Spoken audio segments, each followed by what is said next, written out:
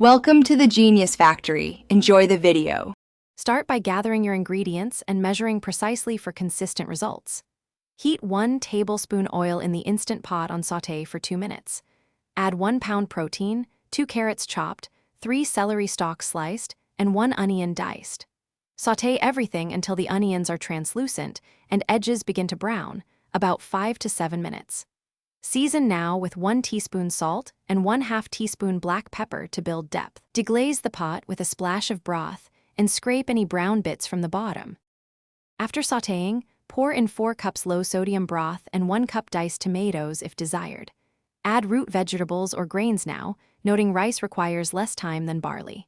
Stir in 1 tablespoon soy sauce or a splash of vinegar for brightness. Lock the lid and set the Instant Pot to high pressure for 10 minutes for tender results. When the cook time finishes, allow a natural release for 10 minutes to finish gentle cooking.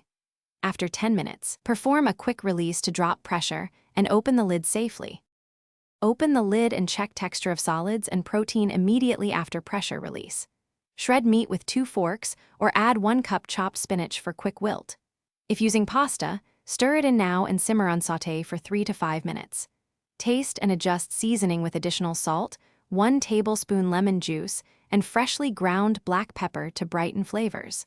Ladle the soup into bowls and serve hot with crusty bread or crackers. Refrigerate leftovers in airtight containers and consume within 4 days for best. Thanks for watching. If you found this helpful, don't forget to like and subscribe.